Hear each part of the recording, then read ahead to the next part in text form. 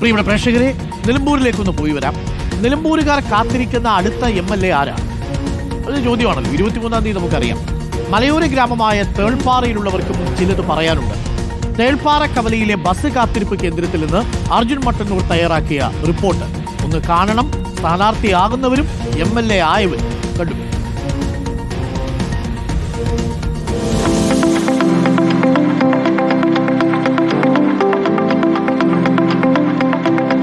നിലമ്പൂരിലെ ഒരു കാത്തിരിപ്പ് പുരയിലാണ് ഞാനുള്ളത്. കാത്തിരിപ്പ് പുര എന്ന് പറഞ്ഞാൽ ബസ് സ്റ്റോപ്പാണ്. ഈ ബസ് സ്റ്റോപ്പിൽ കുറച്ച് ആളുകളുണ്ട്. നിലമ്പൂരുകാരും കാത്തിരിക്കുകയാണ് അവരുടെ അടുത്ത MLA ആരാണെന്ന് അറിയാൻ വേണ്ടി. എന്തായാലും കുറച്ച് ആളുകളുണ്ട്. എന്താ സ്ഥിതി? ഇലക്ഷനൊക്കെയാണ്. ആർക്കായിരിക്കും? ഇവിടെ ഒരു സംശയമല്ല, ബാപ്പുട്ടി ആയിരിക്കും. ബാപ്പുട്ടി നല്ലൊരു ഭൂരിപക്ഷത്തോടു കൂടി ഇവിടെ ജയിക്കും. എന്തായിരിക്കും സ്ഥിതി? ആര്യൻ ഷൗക്കത്ത് ജയിക്കും. ഷൗക്കത്ത് ജയിക്കും. അപ്പോൾ ഈ അൻവറൊക്കെ കുറേ വോട്ട് പിടിക്കുമോ? അൻവർ എവിടെ പിടിക്കാൻ ഇന്നത്തെ അവസ്ഥയിൽ? ഇന്നത്തെ അവസ്ഥയിൽ അൻവർ ഒന്നും അല്ലാതായിപ്പോയല്ലോ. ഇവിടെ സ്വരാജ് അനായാസ വിജയം കൈവരിക്കും. എന്താ കാരണം? എന്താ? അതായത് ഇടതുപക്ഷം ഈ നിലമ്പൂർ നിയോജകമണ്ഡലത്തിന് വേണ്ടിയിട്ട് നടത്തിയ വികസന പ്രവർത്തനങ്ങൾ, ആഴ്ചയാണ് ആര്യാൻ ഷൗക്കത്തിനെ പറ്റി പറഞ്ഞാൽ. അപ്പോൾ അത് UDF മൊത്തത്തിലാണ്.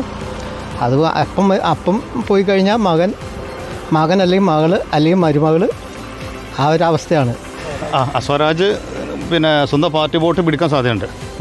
കിട്ടും, സ്വരാജിന് കിട്ടും. സോക്കത്തിൻ്റെ വോട്ട് കുറച്ച് അങ്ങോട്ടും ഇങ്ങോട്ടൊക്കെ മാറാൻ സാധ്യതയുണ്ട്. അപ്പം ജയം സ്വരാജ് ആയിരിക്കും എന്ന് തോന്നുന്നു.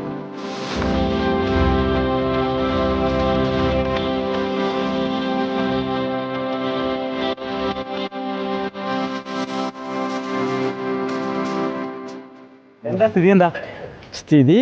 ഇവിടെ LDFനാണ് സാധ്യത. അങ്ങനെയാണ് ഇപ്പോൾ നമ്മൾ. കാരണം LDFൻ്റെ സ്ഥാനാർത്ഥി നല്ല ഊർജ്ജസ്വലനായിട്ടുള്ള, യുവാക്കൾക്ക് നല്ല ഹരായിട്ടുള്ള സ്ഥാനാർത്ഥിയാണ്. അദ്ദേഹത്തിൻ്റെ നിലപാടുകളൊക്കെ വളരെ കൃത്യമായിട്ടുള്ള കാര്യങ്ങളാണ്. എല്ലാ കാര്യങ്ങളും വളരെ വ്യക്തമായിട്ട് ഇടപെടുന്ന ഒരാളാണ് അദ്ദേഹം. ഇത് പറഞ്ഞാൽ അൻവർ വോട്ട് പിടിച്ചാൽ സ്വരാജ് എന്തായാലും ജയിച്ചു. നമ്മൾ ആരോടും സൗഖ്യത്തിൽ തന്നെ ജയിക്കണം എന്നപ്പോൾ നമ്മൾ പറയുന്നത്. എന്താ കാരണം?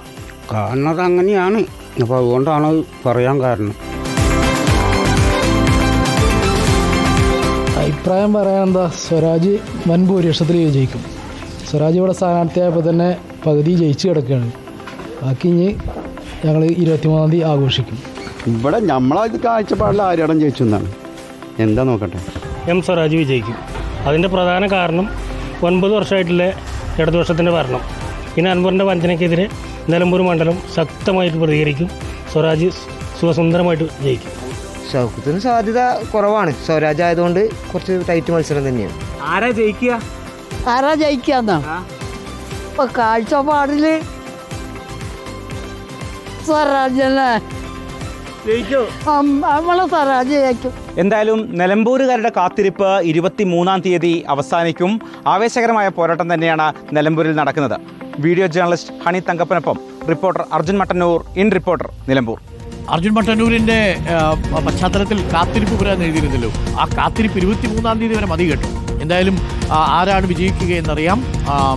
കടുത്ത മത്സരമാണ്. പ്രതികരണങ്ങളിൽ നിന്ന് പ്രേക്ഷകർക്ക് മനസ്സിലായല്ലോ. ചിലർ അൻവറിനൊപ്പം, ചിലർ ആര്യാടൻ ഷൗക്കത്തിനൊപ്പം, ചിലർ സ്വരാജിനോടൊപ്പമാണ്. NDA സ്ഥാനാർത്ഥിയുടെ പേര് മാത്രം ആരും പറഞ്ഞ കാര്യമായിട്ട്